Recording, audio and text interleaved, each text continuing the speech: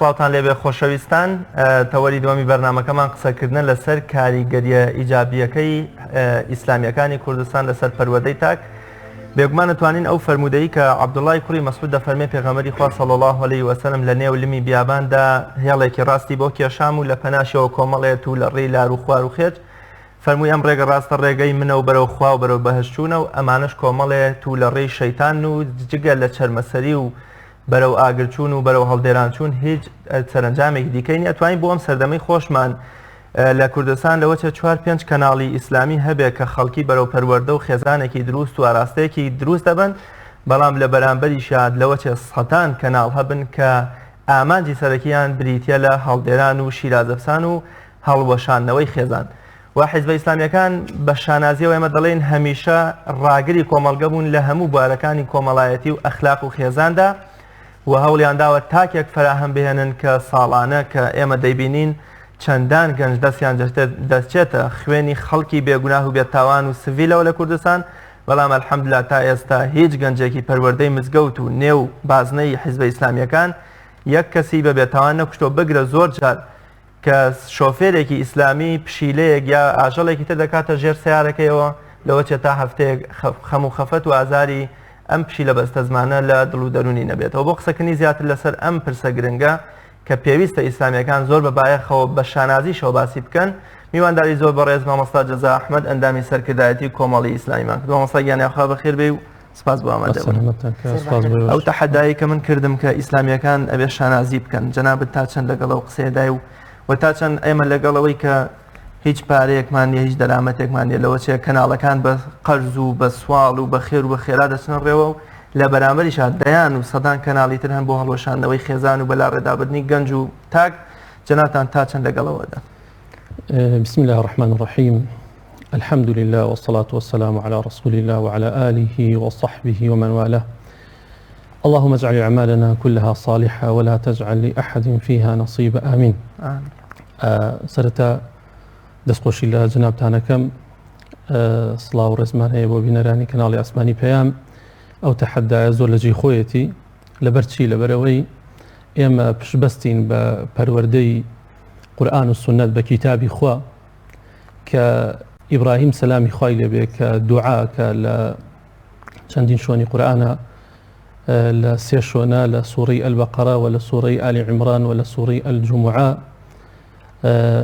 خوای پەروەردگار بنەمایەکمان بۆ دانێ لەسەر دوعاکەی ئیبراهیم کە لە سوورەی ئالی عیمرانە فەرمێ لەقەد مەنە الله على المؤمنين إذ بعث فيهم رسولا من أنفسهم يتلو عليهم آياته ويزكيهم.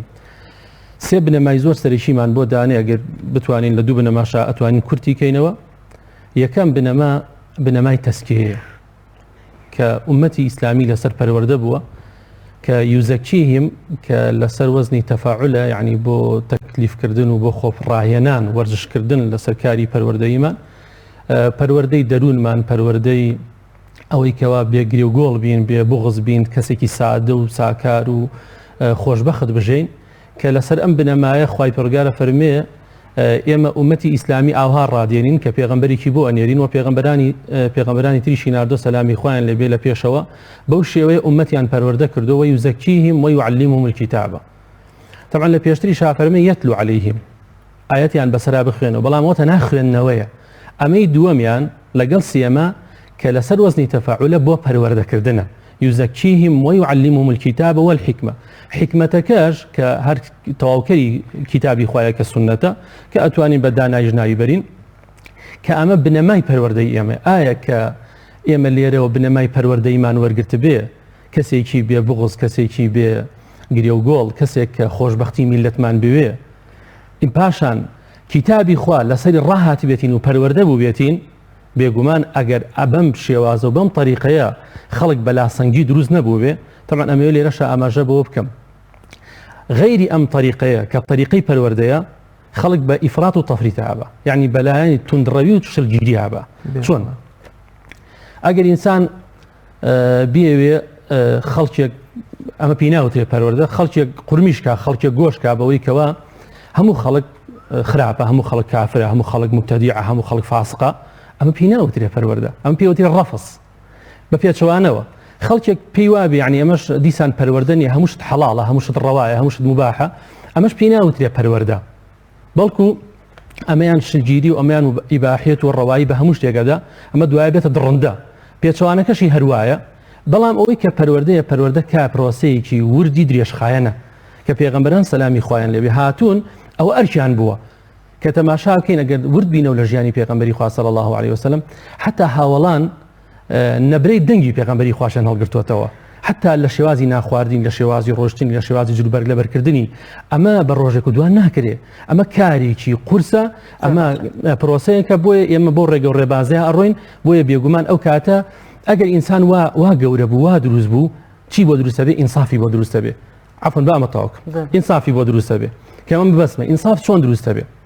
ئەوەی کە خەڵک پۆلێن کەی حەجمی خۆی بیتێ، نە خەڵک ئەوەندە تەقدیس و گەورەکەی کە لێت وابێ کە ئەوە هەموو شتێکە، نە خەڵکیشت مەسەر بە تاوانێک وا لێ بچووک بێتەوە، یعنی وا لە بەرچاوت کەوێ، ئەی حەجمی خۆی لە هەموو شتێکا بیتێ، ئەو کاتە ئەوەی پێوترێ ئینساف، ئەوە پێوترێ ئەوەی کە پۆلێنی خەڵک بکەی، خەڵک ئەم ئەندازێ تاوانی هەیە، ئەم ئەندازێت چاکەی هەیە، کاتێک کە تاوانێکی کە چاکانی دێتەوە پێش چاوت، کاتێک کە تاوانی کە زانی خۆی پڕگە غەفور و ڕەحیمە. بۆیە ئەمە پەروەردەیەکە کە پەروەردەی مزگەوتی پێوترێ، پەروەردەی ئیسلامی پێوترێ، پەروەردەی پێغەمبەری خۆی پێوترێ صلی الله علیه وسلم. هەر کەس بەم شێوازە پەروەردە بوو بەڕاستی خۆشبەخت، جگەر لە خۆشبەختی و جگەر لە کامەرانی بۆ کۆمەڵگە هیچی تر ناهێنێ. زۆر باشە، کەواتە ئیسلامیەکان لە کوردستاندا تا چەند کاریگەریکی باشیان هەبووە لەسەر پەروەردەکردنی تاک لە کۆمەڵگەیە؟ وەڵای اینجا ئەگەر خەڵک ئینسافی هەبێ، باسی کوردستانەکەین، خەڵک ئینسافی هەبێ، ئێمە 4 پارچەی تری کوردستانمان هەیە، یعنی بۆی خۆمانە 4 و 3 پارچەی تریشمان هەیە. باشێ پارچەکانی تری کوردستان بێنێ لە ڕووی ئیلتیزام بوون بە ئیسلامەوە، ئەو کاتە ئەو وڵامەکە لێ دەستمانەکەوێ، ئەو کاریگەری کە لە کوردستانی عێراقی ئیسلامیەکان دروستیان کردووە بێگومان لە پارچەکانی تری کوردستان بۆ شێوازەی کە حیزبی ئیسلامی لە پارچەکانی تران نییە، یان بێگومان نییە، زۆر خاڵێکی تریش لە هەر شوێنێکە بارگای کۆمەڵ ئیسلامی هەبوو بێ و بارگای لایەن ئیسلامیەکان هەبوو بێ، بە حکمی کە خۆمان ناو جەمعی باسێکم تەماشاکەی کاریگەری بەسەر گەڕەکەەوە هەیە، لە شارەکە هەبێت کاریگەری بەسەر گەڕەکەشەوە هەیە، بەس بە ئەندازەی پەروەردەکەش لەوێ. جاری واشمان هەیە لایەنێکی ئیسلامی لەوەیە لە هەندێک قۆناغا خاو بێتەوە کەمتر بایەخی دابێ بۆ شخصیاتەکان دەورە بینن، بەڵام بەو ئەندازەی پابند بوونە بە دینەوە، بۆ ئەندازەی کەوە گرنگیان بە کاری پەروەردەی داوە، لە ناو خێزانەکەی ڕەنگی داوەتەوە، لە کۆڵانەکەی ڕەنگی داوەتەوە، و لەو شوێنەی بارگاکەی هەو بێ ڕەنگی داوەتەوە، ئەو داعی لەو ماڵە لەو گەڕەکە بێ ڕەنگی داوەتەوە، لە مزگەوتەکە ڕەنگی داوەتەوە، بێگومان هەتاکو ڕەنگدانەوەی لەسەر ئاسی هەموو کوردستان بووە. مامۆستا لەگەڵ ئەو هەموو ڕێگریەش لە بەردەم کاری ئیسلامی لە کوردستان و نەبوونی موچە و دەرامەتێ بۆ حیزبەکانیانی هەر لەوەچە بڕینی موچەی حیزبەکان لەبەری کە خۆیان دووزە بەلاحن و هیچ پێویستیان بە موچەی حیزب و بە یاسای موچەی حیزبەکان نییە، خۆیان ئەژێن لەبەری کە سەرۆسامانێکی زۆریانێ. ئەم دوو ڕێ هۆکارش یەکەم ڕێگریە لە بەردەم کاری ئیسلامی بە هۆکاری نازام توندڕەوی و ئەمن و ئاسایشی کۆمەڵگە تێگەدا و لە کاتێکا هیچ نووسەرێکی ئیسلامی تا ئێستا کۆمەڵگەی بەرە و هەڵدێران و بەرەو توندڕەوی نەبردووە. لەگەڵ ئەم دوو ڕێگریەشە هەر باشەکە ئیسلامیەکان توانێن کاریگەریەکی زۆر باشیانە بێ. وڵا بێگومان اینجا ئیسلامیەکان کە پشبەستن بە قورئان و سنت، پشبەستن بە ڕێگە و ڕێبازی پێغەمبەران سەلامی خۆیان لێبێ،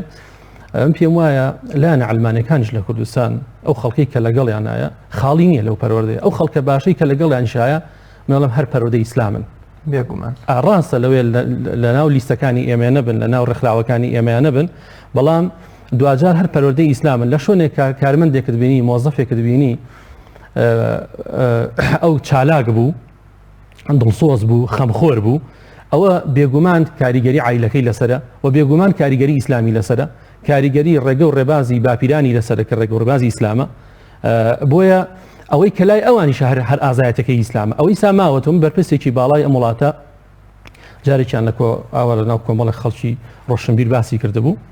کە تر لە ئاسێکی زۆر باڵایە کە لایەنێکی عەلمانیە خۆی وتبووی لەم وڵاتە ئێستا یاسا بەو شێوەیە نەماوە، باسە بڕێک یاسا لەوەی هەبێ بۆ خەڵکی فەقیرۆوانە، یاسا بەو شێوەیە نایبینم مابێ ئەوەی کەماوە کۆمەڵگەی کوردی ڕاگرتووە حرام و حەڵاڵە، ئەمە ئیعترافی خۆی بووە. بۆیە ئێمەش بەڕاستی شانازی ئەەکەین بۆ ئیسلامی کە پەروەردە بووین لەسەری و گومانیشمان نییە لە هەر شوێنێک کە دڵسۆزی هەبوو بێ، ئەخلاق هەبوو بێ، ڕەوش هەبوو بێ، کاری باش هەبوو بێ، هەر کاریگەریەکەی بۆ ئیسلامە ژێڕینەوە، چونکە دوجار ئەگە فیتڕەتیش بێ هەر بۆ ئیسلامی ژێڕینەوە. کەواتە ئەو جیاوازیەت چییە کە لە حیزبە ئیسلامیەکاندا هەیە و لە حیزبەکانی ترانیە لە پەروەردەکردنی تاگ لە کۆمەڵگەدا؟ ئەو پەروەردە ڕەسەنەیە کە پێغەمبەری خوا صلی الله علیه وسلم خەڵکی لەسەر پەروەردە کردووە کە بە دڵسۆزی کار بکەن. بۆ وێنە کە ئینسان باوەڕی وا بوو لەسەر کارێک کە خزمەت بە کۆمەڵگاکە، خزمەت بە دایکەکە، بە باوکەکە، بە هاوپیشەکەیەکە، پاداشتەکەی لای خوای پەروەردگارە، لای بەرامبەر نییە، یعنی شتەکانی مەشروط نییە، نەیبەسۆتەوە بەوەی کە تۆ چاکەم لەگەڵ نەکەی، یعنی شتەکانی مادی نییە، تەنها یەک جیهان نابینێ، دوورتر ئەبینێ. ئەم عەقیدەیە، ئەم بیر و باوەڕە ئیسلامیە وا لە ئینسانەکە بیر و باوەڕی ڕەسەن نایە لە ئینسانەکە دابنیشێ. بیر و باوەڕی ڕەسەن وا لە ئینسانەکە کە ئینسان هەمیشە لە خەما بێ. ئەو بیر و باوەڕەیە وات لێەکە بیر بکەیتەوە کۆمەڵگەیەکی پزیشکی دروستکەم. ئیمانی ڕەسەن لێت ناگەڕێت، چونکە بەهەش چاوەڕە دەکا، چونکە دوجار دانیشتنی تۆ، خەمساردی تۆ، بێخەمی تۆ، پێشکەوتنی ئومەت دواخە لە جەهەنم نزیکە دەکاتەوە. واد لێ ئەکا ئینسانی مسلمان ناتوانێت دابنیشێ و بێخەم بێ، ئەوە تێڕابێنێ کۆمەڵگەکەی بەرەو فەساد بڕوە، کۆمەڵگەکەی بەرەو هیلاک بڕوە، کۆمەڵگەکەی بەرەو تیاچوون بڕوە. بۆیە خەمەخوا بیرەکاتەوە چی بکەم؟ پرۆژێک دابنێ ڕێکخراوێکی قوتابیان دروستکە، خەم لە قوتابیان بخوا، لە شوێنێکا بارەکایە بکاتەوە، دەرس و دەوردانێ مناڵەکان فێری ئادابی ئیسلامی بکە، فێری ئەخلاقیان بکە، فێری ڕەوشتیان بکە. یعنی بەرپرسی باڵای ئەم وڵاتە هاتوو بۆ خۆم، بۆ لای خۆم، توی ماوەستا تکایە کە من لەوێ نەتوانم خۆم بێم وڵاتان، بەس مناڵەکەم بابێ وڵاتان. ئێمە وەکو خۆم نەمتوانی بەهرەمەند بم، وەکو خێزانم نەیتوانی بەهرەمەند بێ، با مناڵەکەم تیانە چێ، با مناڵەکەم ڕێز لە باوکی بگرێ، ڕێز لە دایکی بگرێ. یعنی ئەوە ئێمە نین ئەو قسەیاکەین، ئەوە لایەنەکانی بەرامبەرن کە دیێن شایەتی ئەوادەن کە ئەو پەروەردەیەکە مجربە لە دیێ زەمان و مجربە دروستە. ئەو بنەما پەروەردەیەی کە حیزبە ئیسلامیەکان لە کوردستان تەبەنیەکەن، تا چەند ئەگەر حیزبەکانی تریش بکاری لەسەر بکەن بەجۆی لە جۆرەکان، تا چەند زیندانەکانمان پڕ خاڵی ئەبنەوە لە تاوانباران بکوژ نامێنێ، ینی بازرگانانی بواری مادە هۆشبەرەکان و مادەی بەسەرچوویە، ئەوەی کە نەوت فرۆشە و بەردەوام دەرامەت و وەکوڵێ خوێنی ئەم میلەتەی مژیوە و بۆ خۆیە بە. سەرنجام ئەگەر ئەم بنەما پەروەردەیە بتەنێتەوە و لە هەموو کۆمەڵگەیە کاری پێ بکرێ، تا چەند کۆمەڵگە بەرەو کۆمەڵگەیەکی ئارام کە ساڵانە لە هەرێمی کوردستانە بەلانی کەمەوە 30 کەس بەبێت تاوان دەکوژرێ. هەر نمونەی ئەو دوو گەنجەی کە یەکێکیان چەند ساڵی پێشەسە کە پەروەردەی مزگەوت و حیزبی ئیسلامی بوو 16 دەفتەر دۆلاری لە سلێمانی دۆزیەوە گێڕایە بۆ خاوەنەکەی. لە مانگی ڕابردووشدا لە چەمچەماڵ گەنجێک کە پەروەردەی دەرەوەی مزگەوت و حیزبی ئیسلامی بۆ 240,000 کەسێکی بێتاوان دەکوژێت. وڵام من ئەتوانم سوێن بخۆم لە ڕای تەحەداکی جەنابیشت کە جگەل لەم پەروەردەیە نەبێ وڵات بەم ئاقاریان ناوەستێ، زۆر خراپترە بێ، زۆر وێرانە بێ و هیچی بەسەری چۆ نامێنێ. باشە لە شارۆچکەیەکە لە شارێکە لەوێ ژمارەیەکی مەحدود ئاسایش هەبێت، ژمارەیەکی مەحدود شورتە هەبێ. ئەگەر ئەو خەڵکە بۆ خۆی سەلیقەی نەبێ، حرام و حەڵاڵ نەزانێت، سنوورەکانی خۆی نەزانێت، خۆ وڵاتی ئەمە خۆ هەموو شایەتی دین یاساتیایە بۆ شێوەیە سەروەر نییە، ئاسا نسبەتێکەیە بەڵام بۆ شێوەیە نییە. ئەو خەڵکە خۆی شعورەکە کە ماڵی خەڵک نەخوا، ئەوش پەروەردەکەی بۆ ئیسلام ئەگرێتەوە، ئێمەش پشتی شێرمان هەیە لە بوارەیە، ئەو تیشمان ئەو خەڵکەشی کە لەوێ هەر بەهی خۆمان ێزانین، مادام خاوەنەوە ئەخلاقە بێ لە هەر شوێنێک بێ بەڕاستی ئێمە بەهی خۆمانی ئەزانین، مادام هەڵگری ئەو پەیامێ. ئیتر ئەوە ئێمە کورتی هەڵناهێنینەوە لە یەکلایەنی ئیسلامیشە یان لە دوولایەنە، بەڵکو مامۆستایانی مزگەوت ئەو ڕۆڵیان هەیە، چونکە هەمان ڕێگە و ڕێبازین. و برایەکی کە ناوی خۆی ناو بانخواست کە ئیمانی ڕەسەن لی ناگەڕێ دابنیشێ و تێڕابمێنێ هەوڵ ئەدا کۆشر ئەکا، بەڕاستی ئێمە هەر بەهی خۆمانی ئەزانین و ئێمە ئەو مەشروع بە مەشروعێکی زۆر گەورە ئازانین کە هەموو ئەو خەڵکی تیاجێ بۆ تۆ کەویش ئیسلامە، بەڵام ئێمەش ڕێکخراوێکین بە بەرنامە بە پرۆژە ئەمانەیە ئەو خەڵکە بەو شێوەیە ڕابێنین کە وەکو ئیمامی عومەر خوای پەروەردگاری لێ ڕازی بێ کە لە سەردەمی خۆیان لە سەردەمی ئەبوبەکر قازی بوو، ماوەیەکی زۆر خەڵک نەهات بۆ شەکوا، فەرمووی اینجا من زیادم، بەڵام ئیمامی عومەر زیاد نییە، ئەو پەروەردە ڕەسەنەیە وای لەو خەڵکە کردووە کە ئەو خەڵکە حاجەی بەوە نەبێ بێتە بەردەم قازی. بۆ ئێستا ئەو حیزبەی ئێمە کەم بە نمونە بێرمەوە دەیان بەشمان هەیە، دەیان بەشمانەیە لە سنوورێکی دیاریکراوی خۆمانە، دەیان بەشمانەیە کە کۆمەڵایەتین شەو ڕۆژیان ناوەتە سەریەک لە سڵحی کۆمەڵایەتیە، لە سڵحی بینی ژن و پیاوە، لە کەمکردنەوەی ڕێژەی تەلاق، لە کەمکردنەوەی ڕێژەی تەلاقە، لەوەی کە شەو نییە ڕۆژ نییە، بۆ تیمەکانی ئێمە بۆ خەڵکانی کە دەرکەوتون وەکو بانخواز خەڵکیەکەن کە وەکو لانی دەرونی کە توانایان هەیە قسە بۆ خەڵک بکەن لانی دەرونی خەڵک ئاسوودە بکەن ڕۆژ نییە تەلەفۆنمان بۆ نەکرێ دەیان گەنج نهێنن بڵن کاکە وەڵاهی ئەمە باوکی بەدەستەوە هیلاکە براکی بەدەستەوە هیلاکە ئەوەی کەوا ئاسوودەیەکە چییە ئەوەی کەوا هێورێک کاتەوە چییە ئەوەی کەوا خۆشبەختێکە چییە ئەوەیە کە هەندێک قسەی بۆەکەی کاکە دنیا هەرم دنیایانیە گیانەکەی من تۆزێک ئەهۆنیەکەیتەوە بێ گومان ئێمە ڕۆڵی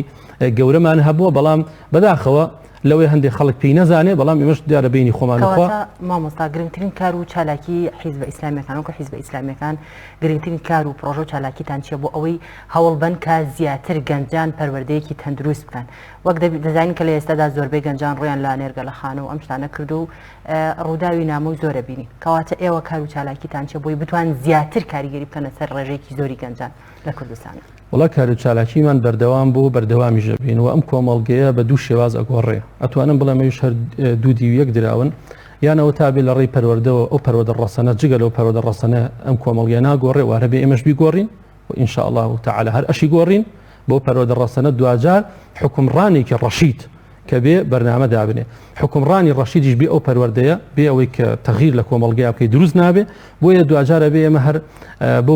هیچ حەلی ترمان نییە إلا بێ گۆڕانکاری لە عەقڵەکان بکەین و گۆڕانکاری لە فکرەکان بکەین بە قەناعەت واز ئەو خەڵکە تەسەوری بۆ دروست بێ بۆ چوونی بۆ دروست بێ قەناعەتی بۆ دروست بێ کە جگەل لەم ڕێگایە چارەسەری تر نییە ڕێگەیەکە توان دەستانەگاتە ئەو گەنجانە بۆی قەناعەتیان پێ بکەن وڵا ئێمە کۆمەڵێک ڕێگەمان هەیە کۆمەڵێک کەناڵمان هەیە بۆ تێکڵاوبوون لەگەڵ ئەو گەنجانەیە ناوەندەکانی خوێندن ئەو خەڵکانی کە هەمانە لە ناوەندەکانی خوێندنە بەردەوام بەڕاستی تەوجیهمان هەیە کە ئامۆژگاری گەنجەکان بکەن ئەوە ئەو بنکە و بارەگانی کە هەمانەکەەوە لە سەرەتای باسم کرد لە هەر شوێنێکا بوون کە حتا ینی هاوسەکان خەڵکی گەڕێک ئێستا ئێمە ئەو بنکانی کە هەمانە خانوەکانیشان گرانترە لە شوێنەکانی تر بۆ چونکە ئازانن بنکەیەکی پەروەردەی لەوێ هەیە ئەوانمان کردو بە بنکەی لە هەر شوێنێکە ئەوەندە ئیمکانمان هەبێ بەڵام بەداخەوە ئێمە کەم دەستین لەوێ نەمانتوانی بێ لە هەموو گەڕێکێکە ئەو بنکە پەروەردەیانە بکەینەوە بۆی کە وردە ئیش لەسەر ئەو خەڵکین دەستکەوت کە دەستان کەوتی بێت لە پەروەردەکردنی تاکە بەدەر لە تاکی لە ئەندامی خۆتان بۆ نمونە بەدەر لە ئەندامی کۆمەڵکە گەنجێکتان پەروەردە کرد بێن چەند گەنجێک دەستکەوتێکتان دەستکەوتووە وڵات چەند گەنج نییە توانم بڵێم بە هەزاران کە بە هەزاران گەنج کە پەروەردە بوون لای ئێمە سواز بەخوای پەروەردگار شایەتیان داوە کە ئێمە سودمەند بووین لە محاضراتی ئێوە سودمەند بووین لە خەڵکی ئێوە سودمەند بووین لە ئەخلاقی ئێوە سودمەند بووین لە ڕەوشتی ئێوە ئەو بێفەرقی ئێمەش لەگە خەڵکا کە بەڕاستی جیاوازیمان نەکردووە مەسەد کە وتمانەوە ئەو کەناڵانی کە هەمانە چ کەناڵ وەکو کەناڵی ئاسمانی پێیان وەکو بانگەواز وەکو ڕادیۆکانمان وەکو بنکە و بارەگاکانمان وەکو داعیەکانمان وەکو شخصیاتەکانمان لە هەر حتا جاری وا هەیە بە ئامانج مەسە خەڵکێکمان لە گەڕەکێکە ئاراستە کردووە کە لەوێ کاری خزمەت گوزاری بکە سەردان بکە بچێتە ناو خەڵکەوە لە مشکلەکانیان بکۆڵێتەوە چەندین خەڵک تەلەفۆنی کردو دەستخۆشی کردو کاکە وڵای خی گەورە پاداشتان باتەوە بەڕاستی الحەمدای سام منداڵەکەم زۆر باش بووە خەڵک هەبوو بۆ خۆی هاتووە دلانی تر بۆ بەوەفت هاتووە و توێتی وەڵاهی من زۆر سوپاسانەکەم وەفت بووە بۆ خۆم لە مەڵبەندی ئێمە دانیشتووە دیلانی تر بووە توتی وڵای من سوپاسانەکەم کاتی خۆی پەروەردەی ئێرە بوومە بەڕاستی ئێساش هەر مەمنونم لێتان ئەوە ئێمە بەڕاستی شانازی پێواکەین کە خەڵکی تر ئابوو شێوە سودمەند بێ لێمە ماسەجزا لەوەچێ خەڵکێک بڵێ جا من قسە و وعز و پەروەردەم بۆ چیە بەڵام کۆمەڵی ئیسلامی ئەتوانێ و شانازیشی هەبێ کە نزیکەی 11 ساڵە کۆمەڵگەی خێرخوازی بەخشینی ینی هەزارەها ماڵی وەکو چۆن بە پەروەردە ڕۆشن کردوێتەوە هەم کۆمەڵگەی پزیشکی بەخشین هەم دەستگای خێرخوازی بەخشین لە اینجا لە مەڵبەندەکانیشا ساڵانە قوربانیکردن ساڵانە خێر و خێرات ئێوە وەکو مەڵبەندی چەمچەماڵ وەکو جەنابیش تۆ کۆندامێک سەرکردایەتی کە کۆمەڵی ئیسلامی ئەم شانازی هەیە دەگەڕنەوەڵێن قاناچۆ بەلای شێخ عوسمانی بیار و تێتی قاناوە تەنەکەیە جۆم کردوتە نێو توێشە بەرەی گوێ درێژەکەتەوە بیبەرەوە بۆ ماڵ مناڵێ تا سلێمانیش دوعات بۆکەم ئەڵێ وتی بۆم کە بە دوو تەنەکە و تا سلێمانی دوعای شەڕم بۆ بکە ئەتە من چی لە دوعاکەم بەڵام کۆمەڵی ئیسلامی لە پەنا دوعا و پەروەردەکەشا توانیوێتی ینی ماڵی هەزارەها فەقیراوە دامکاتەوە هەزارەها نەخۆشی مسلمان و کەم دەرامەت چارەسەر بکە کەواتە ئەم شانازیەشی پێ دەبڕێت کە لەگەڵ قسە عملیشی هەبووە ئێوەکو مەڵبەندی کۆمەڵ لە چەمچەماڵ وەکو جەنابیش تۆ کۆندامێک سەرکردایەتی کامانە بوون ئەو بوارە خێرخوازیانەی کە لە پەنا پەروەردەکە توانیتانە یارمەتی خەڵکی ئەژاریشی پێ بدەن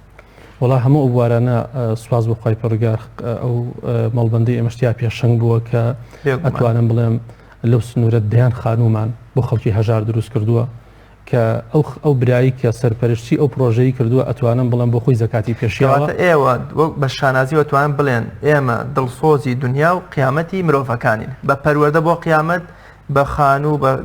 دەستگیرۆیی بە خانوو دروستکردن بە چارەسەرکردنیش بۆ دنیا ئەمانەوە دڵسۆزینجا بێگومان پشتبەست بۆ بەرنامەیە و بۆ پەروەردەی وای لێ کردوین وەک سەرەتا ئاماژەندێکی ئیمانی ڕەسەن لێ ناگەڕێ ئینسان ئەوە براکەی لە برسە بناڵێنێ و ئێوە تێڕ ئەبمێنێ و زانە کەی گیانی دەرەچێت ناخێوانیە ئەوەی پێمان کرابێت تەمان لە قەدەر حەجمی خۆمان ئەزانی خەڵکی هەژار زۆرە ئەزانی نەدار زۆرە ئەزانین خەڵکی فەقیر زۆرە بەڵام لەوەی ئێستا بە سەدان خەڵکی بێباوەک لەو بنکەوبارەکانی ئێمە موچە وەربگرن بەخوا و موچانەش هەمووی بەخوا تەکلیف ئەکەین لە خەڵک تەکلیف لە خەڵک ئەکەین لە خەڵکی دەوڵەمەندەکەین لە دوکاندارەکان ئەەکەین ئەچین کۆمەکیان بۆ ئەەکەین برامان هەبوو کە سەرپەرشتی ئێستا لەوەیە ئەگەر ئێمە ببینی و جوولە دەنگمان بێ سەرپەرشتی کاری خێرخوازیەکە ئەکا من دڵنیام دوایەوەی بەدەداچوونم بۆ کردو بۆ خۆی زەکاتی پێشێ بەڵام لێ نەگەڕاوە کە ئەو خەڵکە ئەوها بوو شێ چونکە ئەو ئەزانێ معاناتی هەژاری چۆنە ئەو ئەزانێ تاڵی هەژاری چۆنە بۆیە ئەو خەڵکی ئێمە ئێستا حالێن لەم کاتەیە کە قوتابیانی پۆلی دوانزە کە ئەچنە زانکۆکان لە ئێستا ئێمە ئامادەکاریمان کردووە کە ئێمە لە سنووری خۆمانە حەوبارەگامان هەیە هەر حوتیمان ئامادە کردووە بەستافی بەهێزەوە کە بەردەوام یعنی دعممان کردوون پشتیوانیمان کردوون کە پێمان وتون پێویستە خاڵی یەکەمتان ڕێزگرتن بێ لە خەڵک حرمەتگرتن بێ لە خەڵک پێشوازی بێ لە دایکان لە باوکان کە لەگە قوتابەکانیان دێن شۆنی حەوانەوەیان بۆ دابینکەن ئەو پێداویستیانی هەیەە دەرونیان ئارامکەنەوە کە ستافی دەرونیمان بۆ ئامادە کردوون کە دەرونیان ئارامکەنەوە بۆی کەەوە فۆرمێک کە ئەوان 12 ساڵ ئەخوێنن چاویان لەوەیە کە قوتابیەکانیان چێتە زانکۆیەکی باش بۆی کە بە دەرونێکی ئارامەوە بێن کە ڕێنمایی تەوامان پێداون ئەی ئەوە بێ مقابل بێ بەرامبەر ئەوە ئەگەر ئین ئەجری ئیلا عەلی الله نەبێ ئەوە ئەگەر دافیعێک نەبێ ئێمە ئەو گلێمان لەم خەڵکی بەرپرسی ئەم وڵاتە هەیە هەر بۆ خۆشیان وا قازانجا یعنی هەر هەموو شتێک نەبەستنەوە بە مادەوە یعنی هەموو شتێک هەر اعتیمادیان لەسەر مادە نەبێ بەڵکو ئێمە دافعێکی تر پاڵنەرێکی ترمان هەیە کە ئەم دنیایکی موقەتە کاتیە پێویستە توێشوو بخێن بۆ دو ڕۆژ کەواتە بەڕای بەڕێزت گەر حیزبە ئیسلامیەکان حکومداری بکەن چه جیاوازیەکی لەگەڵ ئێستادا دەبێت وڵای اینجا ئەو جیاوازیە بێ کە ئێمە لەناو لە بیئەیەکی خۆمانە لە عایلەیەکی خۆمانە عایلەیەک ئەگەر ئیسلامی تەوانێ مەش هەموو ناڵێن هەموو وەکیەکین نە هەموو حیزبەکان وەکو یەکەن ئیسلامیەکان و نە هەموو تاکانی وەکو یەکەن نە هەموو داعیەکانی وەکو یەکەن ئێمەڵێن بەو ئەندازەی کە بە ئیسلامەوە پابەندین بەڵام سواز بۆ خواوی ڕای ئەم متەحەدایش بڕێک پابند بووین لە هەشۆنێکیش خەڵکێکمان هەبوو بێ لار بوو بێ بەڕاستی سەری هێشاندوین و بەڕاستی شکاوەتەوە بەسەرمانە و ئێمە پێشمان ناخۆش بۆ لە هەولی معالەجین بەڵام پشتبەستن بەو ئەزمونەی کە هەمانە لە عایلەیەکەوە بیگرە لە عایلەیەکە ئەگەر ئیسلام تایە حاکم بێ خۆتوان لە دەرونی خۆمانە کاک بێ بغز نەبین بێ کەسێکی سەهل و سادە بین و ماڵێکی تەبابین منداڵەکە گەور بچووکی تیاابێ مناڵەکان ڕێزە دایک و باوکیان بگرن یارمەتیان بگرن